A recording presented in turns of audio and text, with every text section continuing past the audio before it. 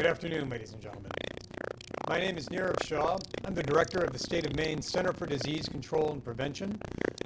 And I'm here today with Governor Janet Mills, Commissioner Jean Wambrew of the Department of Health and Human Services, and Commissioner Heather Johnson of DECD to provide everyone a statewide update on the COVID-19 situation in Maine for today, Wednesday, May 27th, 2020.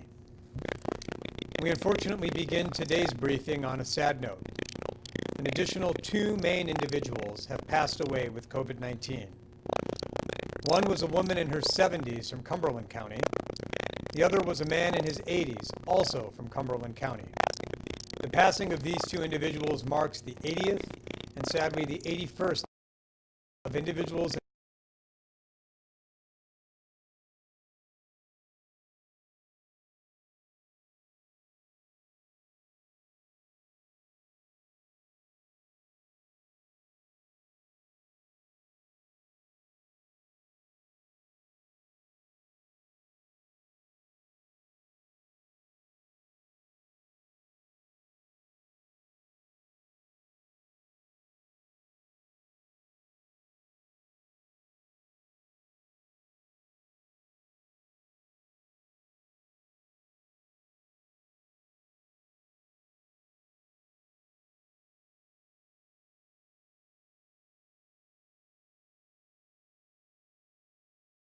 have passed away, and fully 1,357 have recovered.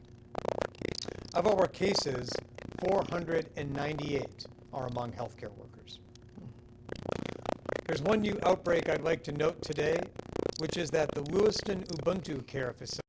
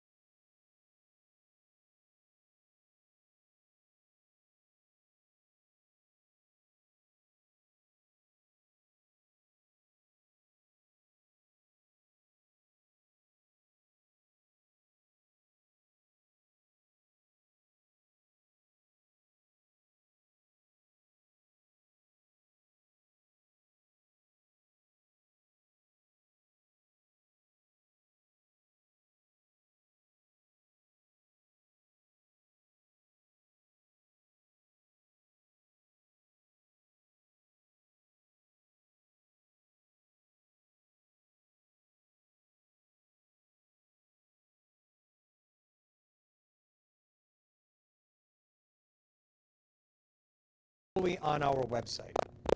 But overall, at a high level, just in the cumulatively since Maine CDC began tracking testing for COVID-19, there have now been a total of 49,599 total tests for COVID-19 conducted across the state. Of those tests, 45,961 are PCR-based tests, and 3,638 are the antibody tests. In terms of our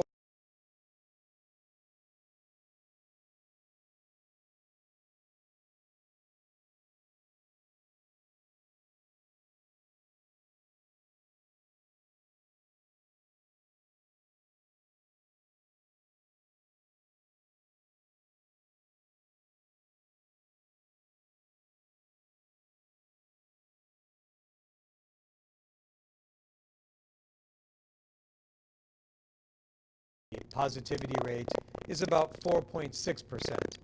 We urge caution in interpreting the antibody rate because of the small number that exists there. But overall, again, as a reminder, our overall positivity rate last week was at 5.4%, and cumulatively this week stands at 5.2%. So we're heading in the right direction, even though we know we have more work to do. For comparison, the national positivity rate averages for across the United States at 11%. Even within the Northeast, our numbers look significantly better in terms of our positivity rate. Massachusetts' positivity rate is at 17%. That in Rhode Island is at 10%. Even our neighbor, New Hampshire's positivity rate is at 7%. Now, we still have more to go, but even just in the past week, because of the expanded capacity for testing at Maine CDC's laboratory, just in the past week, our positivity rate for tests done in the state of Maine in the last 7 days is at about 4.1%. We still have a ways to go. Our goal is to get our positivity rate as low as possible, ideally toward 2%, suggesting that we still have more testing that needs to be done across the state. On the flip side, we are headed in the right direction, even though we recognize that more testing can and should be done. In recent days, Maine CDC has taken steps in that direction. We've not only expanded our capacity at the state lab to more than triple our daily capacity, we've also removed the prioritization system that had been in place not just in Maine, but across the country and other states. Indeed,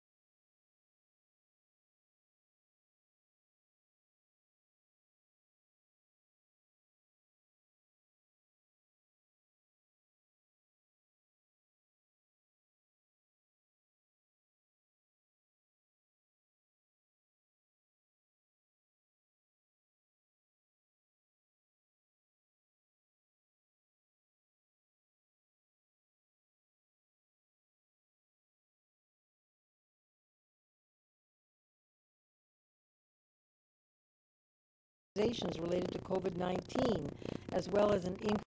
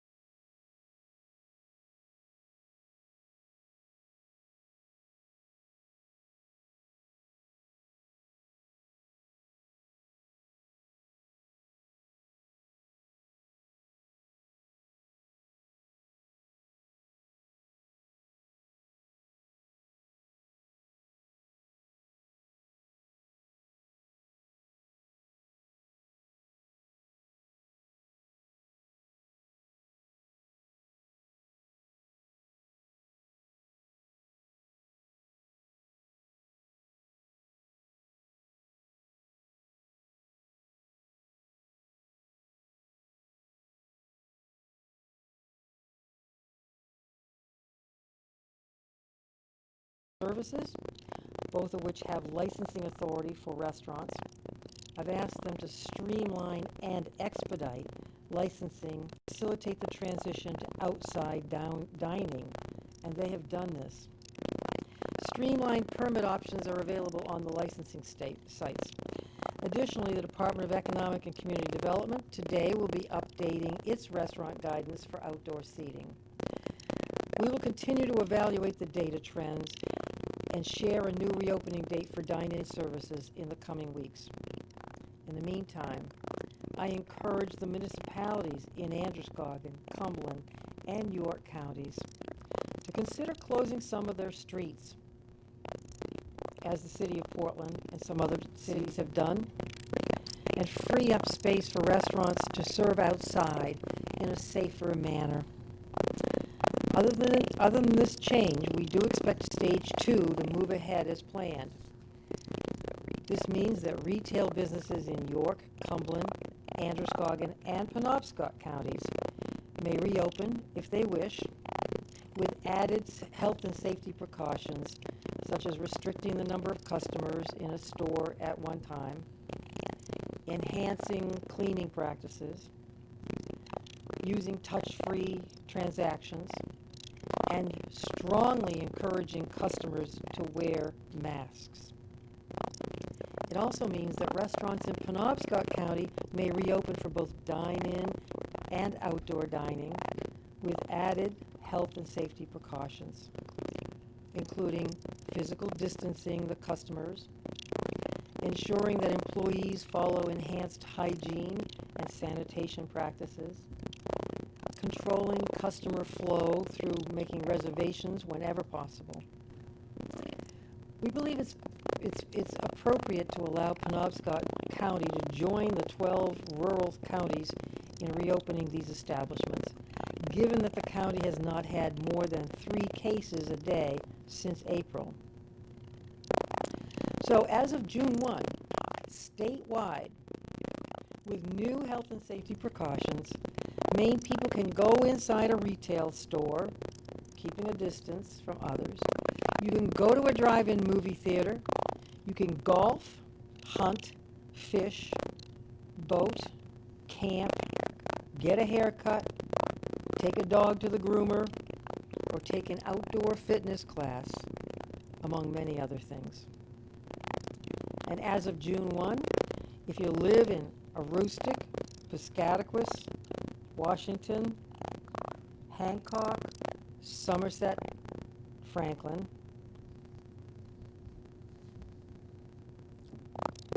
Oxford, Kennebec, Waldo, Knox, Lincoln, Penobscot, and Saginaw counties. It's a mouthful. You can also eat at a restaurant indoors or outdoors with safe distancing practices. That's 13 counties. If you live in Androscoggin, York, or Cumberland County, you can enjoy outside dining at the restaurants who choose to open.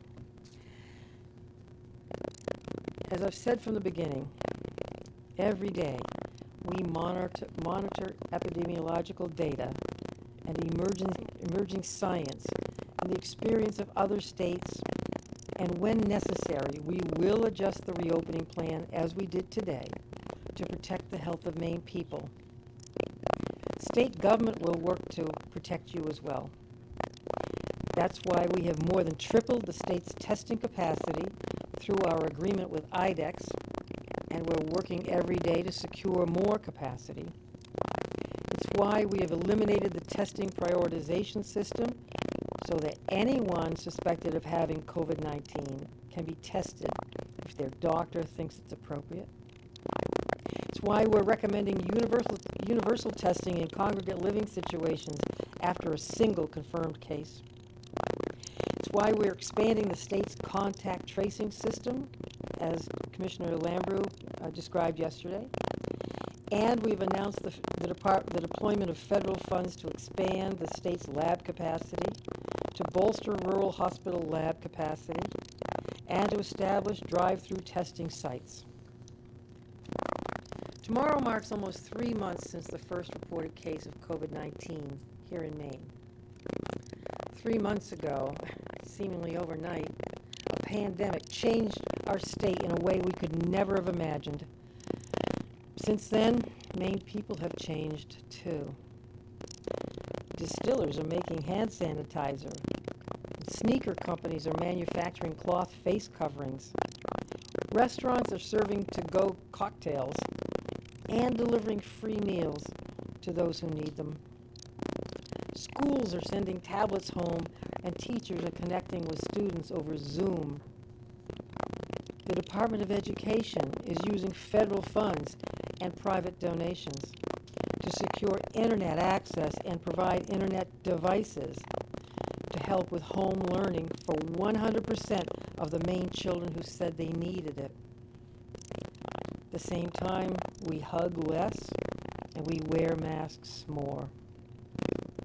You, the Maine people, have adapted your way of living, working, and having fun to keep yourself and others safe. We need to keep doing this because, make no mistake, The virus is still among us, and there are risks associated with almost everything we do. But whatever challenge comes our way in the next 3 months, we have shown that we can rise to meet it. So I ask you again, please remember to wash your hands frequently, 20 seconds at a time. Maintain 6 feet distance between you and others. Stay home when you can, especially if you're older or if you have a health condition or a member of your family does. And wear a cloth face mask, a covering when you're out in public to protect others. Stay local, shop local, support your local businesses whenever possible. We're all in this together, and we continue to be in this together.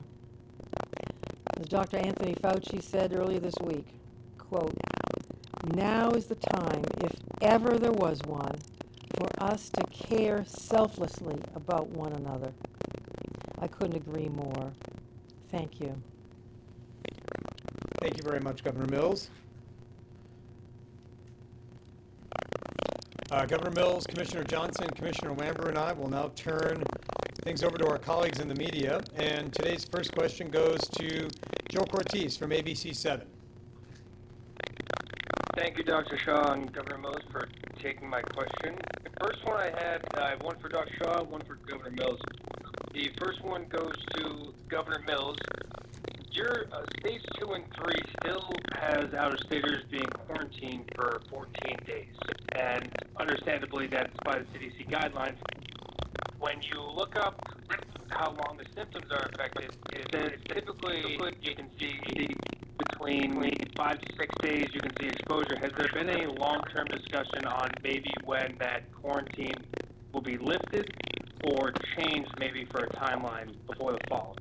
And for the question for Dr. Shaw is, we're coming up to arguably the biggest stage in terms of talking about large gatherings, opening up retail stores and restaurants. What is the contingency plan if things do go south that the CDC is discussing amongst each other going forward? Well, I might be able to take some of each question. Contingency plans are use of the emergency orders to, again, restrict certain kinds of activities depending on when and where and how another outbreak may occur. And I can't speculate as to what that would be or when that would be or how that would take place. But we're being flexible.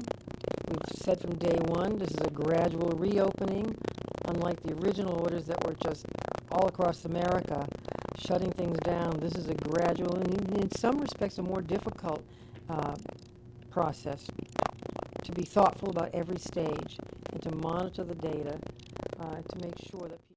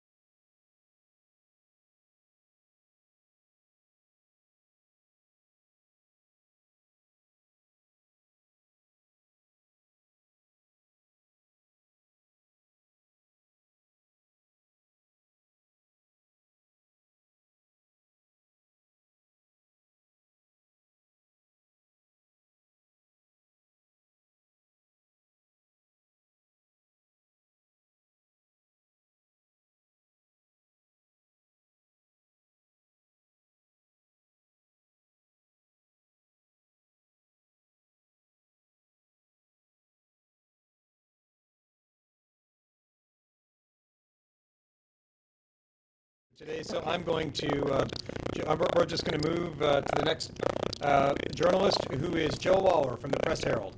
Go ahead, Joe. I have, thank you, by the way. I have two questions for Governor Mills. One is piggybacking on the idea of the tourist season coming up and the 14-day quarantine. For a time, Rhode Island had checkpoints of people with out-of-state plates coming in, and the National Guard helped them with that. Is there any consideration of that as being one of the tools that you might employ? And then the other question I had is, as you may have seen, breweries are also suggesting that maybe they could have outdoor dining as well, and that they should be in the same boat as restaurants for outdoor dining. To the extent that breweries are restaurants, they are eligible to have outdoor dining. That's a simple answer to that. And I think about a third of the licensed breweries do have restaurant licenses. We've been talking to the breweries for weeks and weeks, trying to work with them, different parts of the state, to see how they can continue, how they can reopen to some extent. But we're not there yet for all the breweries. Secondly, with respect to the Rhode Island, the practice of a couple months ago, I think, of stopping all cars with out-of-state plates, we have not considered doing that. Thanks, Joe. Next up is Amy Brown from WERU. Thank you, Dr. Shaw. If the antibody tests are known to be unreliable, why are they being included in the positivity rates? And are they in all states? I can't speak to other states, but when we break out our positivity rates, as you'll see on our website, we break them out for total, we break them out for PCR, and we do break them out for antibody, mainly for the sake of consistency. What is a finding just in the past week, however, is that the percentage of tests that have been done just in the past week that comprise antibody tests has gone down. A week ago, it was about 15% of all tests that were done. In the past week, it's only been about 6% of all tests. So we have seen 8% of all tests. So we have seen a reduction in the amount of antibody testing that's going down relative to other tests that are being offered. But this is a good opportunity to note that, as we've been talking about in these meetings for quite some time, unless you happen to be enrolled in a clinical trial or in a research study, I recommend that everybody ask really tough questions before you go in to get an antibody test, because as of right now, the interpretation of those tests is not yet really fully described. And that's why we break out the rate for the total as well as specifically for the PCR on our website, because the PCR test is a much better indicator of current infection as opposed to an infection that may have occurred several weeks ago.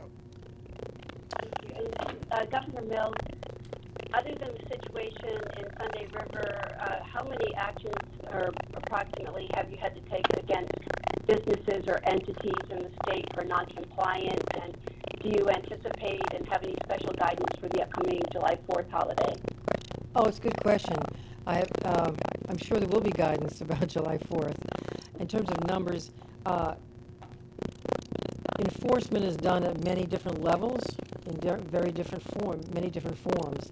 Enforcement may often consist of simply the local code enforcement officer checking on occupancy limits, the local public health officer for the town checking on health and safety issues. It may consist of the local law enforcement or sheriff's deputy going to a place of business where there's been a complaint and reminding them of the checklist, and achieving compliance in that respect. I think that's been the most of what you might call enforcement. I don't know how many licensing issues there've been where somebody's gone to court. I don't know of any others other than Sunday River, frankly. Thanks, Amy. We're going to turn now to Steve Nisler from Maine Public. Thanks for taking the call. Governor Mills, I have two quick questions. They're not related. So one of them is about the decision you made here about June 1st and restricting indoor dining at the three counties you previously mentioned. Also on June 1st, though, is an expansion of large gatherings from 10 to 50 people. Is there any thought to rolling that back as well in those three counties if the impetus for doing so for restaurants was an increase in hospitalizations and case counts? Yes, we've discussed that. That's the short answer. No, we've not decided to postpone that increase in numbers. 50 people, depending on where you are, is not very many people. This does not help the wedding industry, for instance. It does not help a lot of businesses who depend on banquets and large gatherings of people. So 50 people, we think, and there are issues about socially distancing within those gatherings. And there are issues regarding mandates regarding wearing masks when there's a gathering of up to 50 people. There's inevitable congregation there. So we're warning people and telling people they also will have to wear masks at those kinds of gatherings. But it also includes churches, and we've redone our guidance for churches so that as of this weekend they may allow up to 50 people inside a house of worship to congregate with 6-foot distancing and masks and the like. So it includes a great number of entities, and we believe we can monitor the situation and that people will be safe. Thank you for that. And I guess my second question is related to some news out of the Department of Labor today about reports of imposter fraud. Do you have a sense of whether or not the people that were trying to commit this fraud were trying to exploit the agency's ability, efforts to dig out of a backlog? Does that make this did that issue make this problem more acute than it otherwise would have? Do you have anything to add to that, perhaps? Thanks for the questions. I think not, because this is a nationwide phenomenon. This is an organized crime effort for the most part, and that is why the United States Attorney's Office and the Department of Justice and Secret Service agencies are all working on this nationally. We predict about 1,000 reports. We estimate we've gotten about 1,000 reports of unemployment imposter fraud. They appear to be similar in nature, and a scheme, a widespread scheme that is identical to those schemes in other states. So no, I don't think they're sort of picking on the state of Maine essentially, but I think they're taking advantage of a situation that exists in every state where there is more federal money and more unemployment trust funds going out the door, and every state is under pressure to get those funds out the door. But we're going to do what we can to get to the bottom of it. It's extraordinarily unfair. Thank you, Steve. We're going to turn now to Caitlin Andrews at the BDN. Thank you, Dr. Shaw. I have kind of two questions, kind of following up on the conversation yesterday about the state possibly releasing more granular data on the coronavirus. You had mentioned initially you'd be looking to release sub-county data, and I was wondering if you could give me a more explanation of what you guys are thinking about what that might be looking like. And then I wanted to ask, in late April, you had kind of said that there was no threshold the department kind of had for releasing more granular data that, you really wanted to make sure you're protecting people's privacy. What has changed between now and then that has made you more open to release more granular data? So, Caitlin, I'll take those questions in reverse order. What's changed is that we have more cases. So it's never been that we have been opposed to releasing more data. It's always been in the context of making sure we preserve people's privacy. Even though we happen to be in the midst of a pandemic, individuals who are sick or recovering don't cede their right to privacy during these situations. So what's changed is that we now have a significantly higher number of cases, which on a per capita basis means that we can release information at more than in just the county level and still make attempts to preserve privacy. We are looking at different scenarios under which we might be able to release data going down as far as the zip code level. We're not sure where we're going to land on yet. As I've talked about for over a month, as you note, we've been looking at ways that we can balance releasing more data without, one, compromising privacy, but two, also doing so in a manner that doesn't result in a map with a bunch of grayed out zones on it because there aren't enough cases that we can sufficiently release those data. Just to give you that in a little bit greater perspective, if we compare just Maine to our neighbor, Maine has over 400 zip codes, New Hampshire has only about 240, which means that on a per zip code basis, the density in Maine is much lower, which means that if we go at certain levels, we might end up inadvertently releasing information on a level where people's identities, because they might have suffered from COVID, could be released. So the thing that's changed most concretely is that we have a significantly higher number of cases, which when we go down to the city, municipality, or even the zip code level, means that we can release more information without putting out a map that would have just had a lot of gray on it. Let me add, there are, I forget how many zip codes just in Portland, maybe as many as 8. And if you see a map that's per zip code, how many deaths or how many cases, how many positive cases, it doesn't mean that that the virus is more prevalent in the Deering section of Portland versus Munjoy Hill versus Riverside versus the West End. We don't want people to extract the wrong meanings and wrong interpretation from zip codes that don't necessarily have epidemiological significance. So we're evaluating right now at what level we can release these data, and we hope to have that really sorted out very soon. I'm going to turn next to Dan Newman over at the Maine Beacon.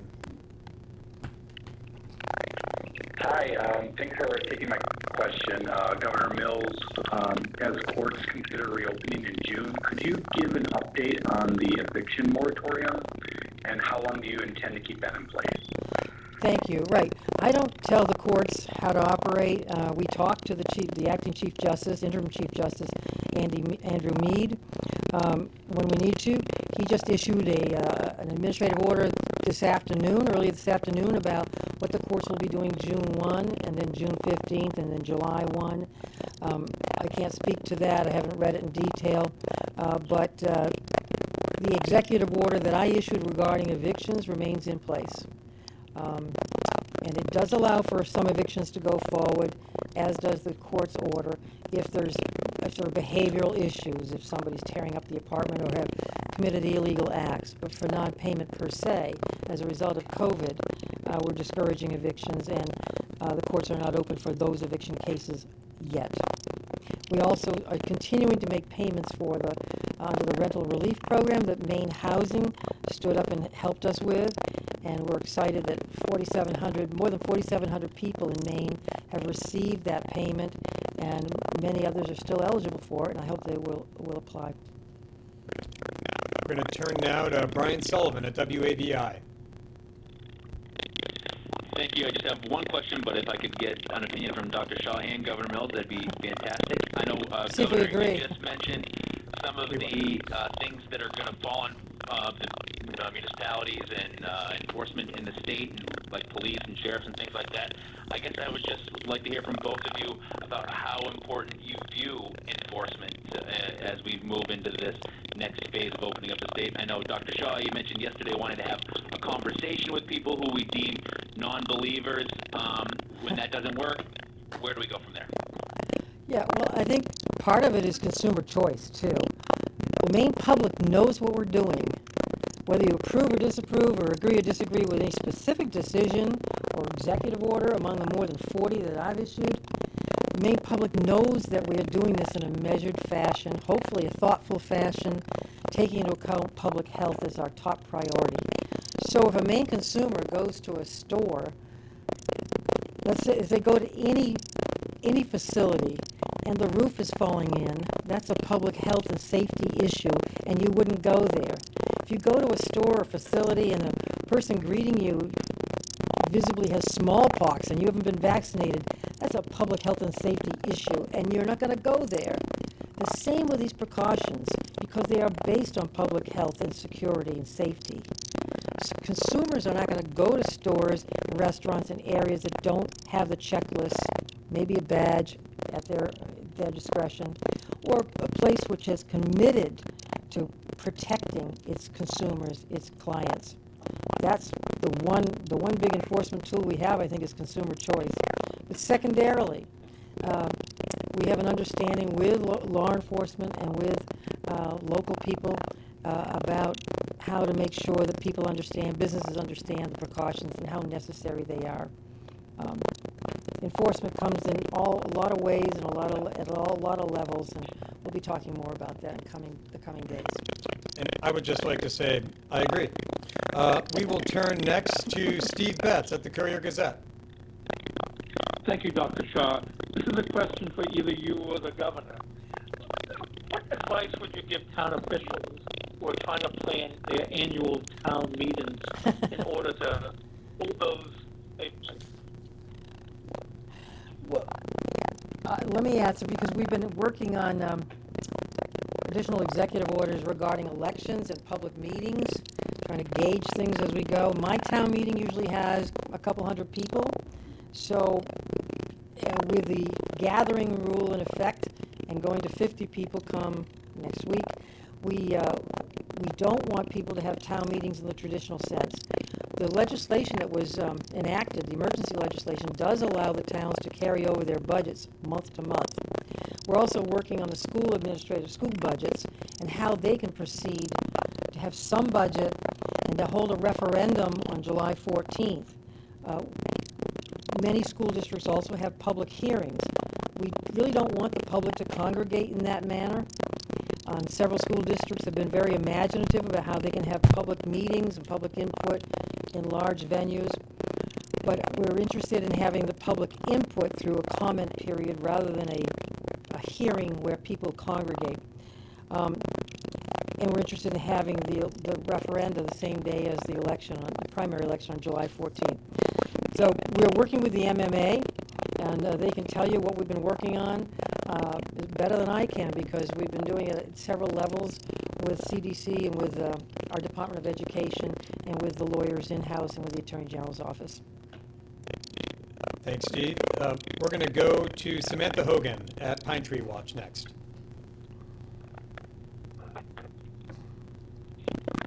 Thanks so much for taking the question, and actually Governor Mills just jumped the gun a little bit on me. I was going to ask, are you considering an executive order right now declaring the July primary an all absentee ballot election? No, I've been talking to the Secretary of State's office pretty constantly. I'm talking to municipal officials and the clerks.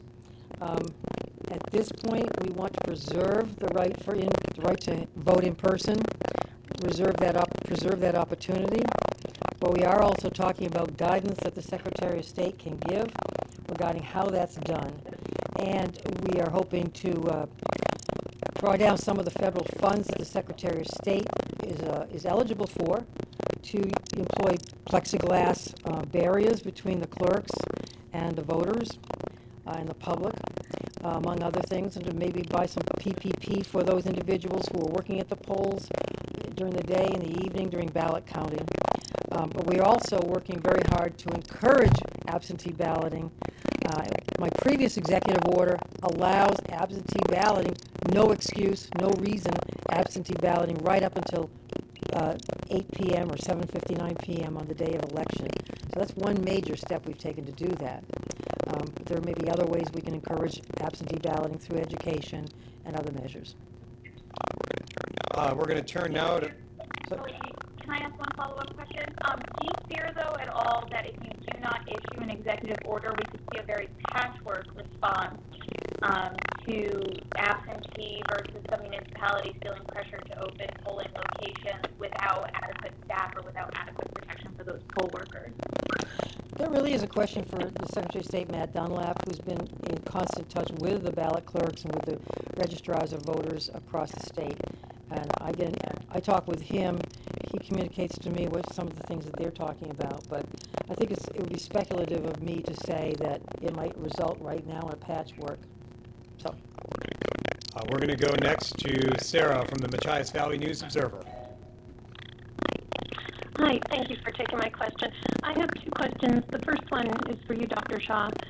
Looking at the $52 million in the federal funding to bolster lab capacity, could you tell me if the state is eyeing any Washington County locations for new drive-through testing sites and what your thinking might be on that? And my second question could be for either. Now that we're coming to the end of the Stay Safer at Home order and the schools are wrapping up for the year, parents are wondering, when will it be all right for their children to have their friends over? So what's the state's guidance on those type of in-home gatherings? Good question. Okay. Well, I'll start with the first one, Okay. if I may, Governor. So Sarah asks about the location of expanded testing sites. And Sarah, you're correct to point out that we're keeping a keen and sharp focus on rural parts of the state. We know that testing needs to occur everywhere, especially as we move into the summer and we think about agricultural workers as well as others that may be there. We want to make sure we offer as many opportunities for testing. So we are taking a look at the entire state, and where there are the highest needs for testing, that's really where we're going, and that most certainly and definitely includes rural parts of the state, like down east. On the second question, which is not an easy one, because I understand, I get letters from kids every day. I got one last night from a kid who said, "Please open up school. I'm so bored staying home with my parents." She was 6 years old and sent a picture. I understand you're bored staying home with your parents, but you're alive and you're well, and that is the most important thing to us. We encourage people to stay among family members, household members. The stay-at-home order is still in effect, although people can go out for different purposes, broader purposes now than before. We're not at the point of saying you can or cannot have sleepovers. Just remember that everyone is vulnerable to this virus. Everyone is susceptible to it. You don't know whether your neighbor's grandmother or aunt living in the apartment upstairs over the garage has a condition that might make him or her vulnerable, uncle or aunt. You don't know whether there's a child with leukemia down the street who might be extraordinarily susceptible to this virus, or whether somebody has a COPD or other lung respiratory illness in the house next door, the apartment next door to you. So the more congregation there is, the higher the risk. I guess that's the simple synopsis of that. Sarah, if I could just go back to your former question, even though we're looking to expand the number of testing sites across the state, particularly in rural counties, there already are many opportunities to obtain testing. Hospitals, community health centers, and federally qualified health centers, to say nothing of doctors' offices and other locations, are already offering testing, even in the most rural parts of the state. We're looking to expand that even more. Dr. Shaw, may I have a follow-up question to that? Sure. In speaking to one of our healthcare facility CEOs here earlier today, they shared that though those things are all true in practice, they're still not true or all true in theory, they're not yet true in practice for them because they're still having a really hard time getting swabs and PPE. So they're only able to serve, they want to be a community testing site, but they can't. So I understand that's a statewide issue, and certainly you've addressed it all along the way, but what would you say to these facilities and these small places who feel like they don't have the materials to really open the doors to wide testing? So it's not just a statewide issue, it's unfortunately a national issue, both PPE as well as swabs. However, Maine CDC has been receiving occasional shipments of swabs from FEMA, and as soon as we get those into our warehouse, we push them out.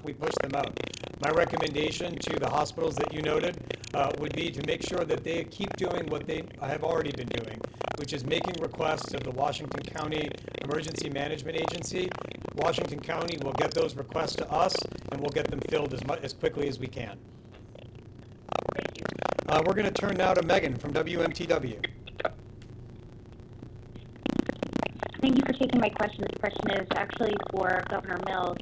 Well, when we first started to see unemployment claims skyrocket here in the state, the claims were expedited, we know, to help those who are having trouble making ends meet and they lost their jobs. And so now, while the cases of fraud are being investigated, the 10 to 14-day lead time is reinstated seemingly indefinitely.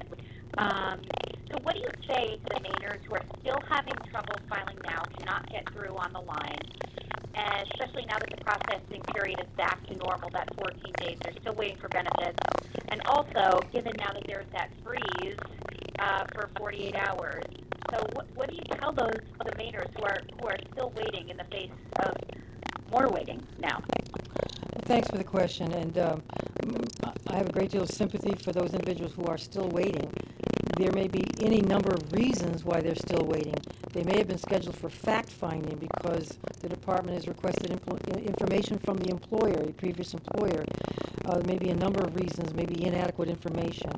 And I wish we could satisfy all of the individuals. I've also gotten letters from people who have praised individuals in the Department of Labor for answering their inquiry and getting their unemployment benefits in a cordial fashion. So, two sides to that coin. I don't have the current data. We'll have current data tomorrow from the Department of Labor about the current statistics. But I do not want millions and millions of dollars of this trust fund to go out the door to the fraudsters who are preying upon people and businesses all across this country. The result of that would be potential increases on insurance on the employers and businesses in this state and in other states, and the result might well be the denial of unemployment claims for all the wrong reasons. That is, somebody's already filed on your behalf. That's what's happening. And that's why some people are being held up, because some fraudster filed with their name and social security number. And I've had those complaints from businesses and entities across the state. And that's what we're trying to get to the bottom of. Thanks, Megan. The next question goes to Baron von Don Kerrigan. Yeah, very nice. Good afternoon. I have two questions. One, Dr. Shaw, for you, and one for Governor Mills. First for the governor. What about the Phase 2 and hotels in all the counties of the state? What about them? Yes, are those rules proceeding even in the three most populous counties? The same reopening protocol applies, correct. We have not changed anything with respect to hotels and lodging, except what we did last week in moving up campgrounds for Maine residents for Memorial Day. So the concerns that prompted you to still not have eat-in dining in those three counties are not a concern with hotels? I'm sorry, what?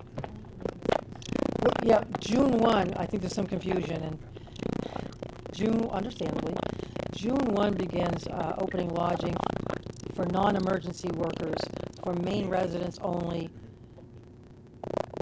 or people who have quarantined for 14 days in the state of Maine.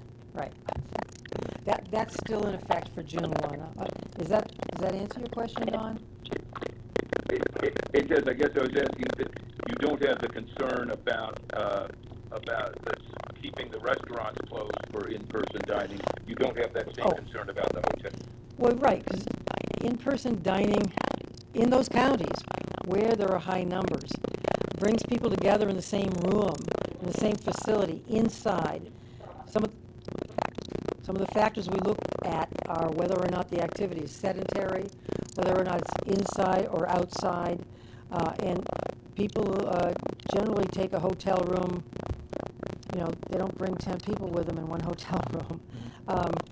Those are all factors. We have not changed the protocol with respect to hotels yet. Yes. And a question for Dr. Shaw.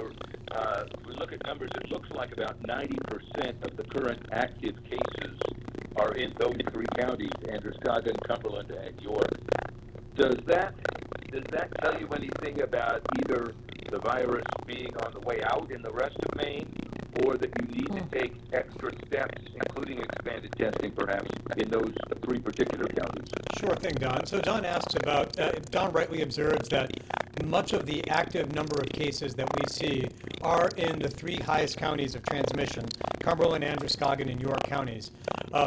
Don, your first hypothesis was whether that means that for the other 13 counties where we've seen not a spike in cases, maybe that means we could be on the way out.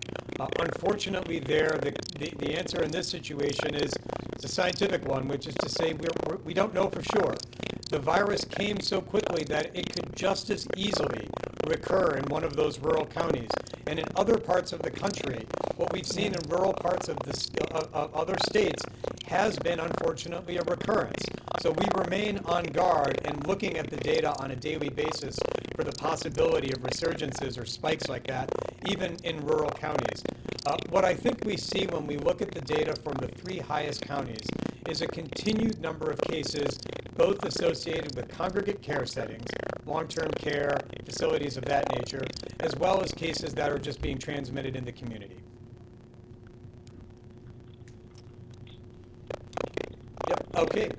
We are going to turn now to Brad Rogers over at WGME. All right, thanks very much. For either you or the governor, Dr. Shaw, I agree that case counts are rising, but you said it yourself, most of them are from long-term care facilities, assisted living centers. Is the number really that high that restaurants and even bars who have safety precautions in place and eating, why couldn't they open up? Are the numbers really that high if you take away the long-term care facility outbreaks? Why would you take away the long-term care facility outbreaks, though? I mean, it doesn't grow in the flower pots in the nursing home. It comes from the community. It comes from outside. I think there's this apprehension that you're safe if you're not in a nursing home or a congregate care facility, and that's just not true. Mm-hmm. That's absolutely correct. The virus tends to be introduced by visitors or outsiders to these facilities, be they employees or others, and that's one of the reasons why we are particularly concerned about congregate care settings in high population areas, but we're concerned about them all over the state. Brad, the other two factors that I think are different are just the number of cases per capita in these counties, these 3 counties, is significantly higher than the other 13 counties. In Cumberland County, for example, the number of cases per capita per 10,000 is 36 cases per 10,000. Compare that to Piscataquis, where it's just about 0.6. So a marked difference between Cumberland, York, and Androscoggin compared to the other parts of the state. The other piece, and this kind of dovetails with what Don noted, it's not just so much the location, but the type of activity. Restaurant dining, for example, combines duration as well as density. You have a high-density environment with a higher, longer duration of exposure. Those two things are different from, say, jogging outside in the park. And the go ahead, Brad. Sorry, go ahead. I wasn't sure. We're cutting into general and then hospital. Governor Mills. What's that? I'm Governor Mills. How specifically is the state handling the unemployment fraud right now? And what's the plan to handle this? And is the Attorney General's office involved as well, or are they investigating it internally at the Labor Department?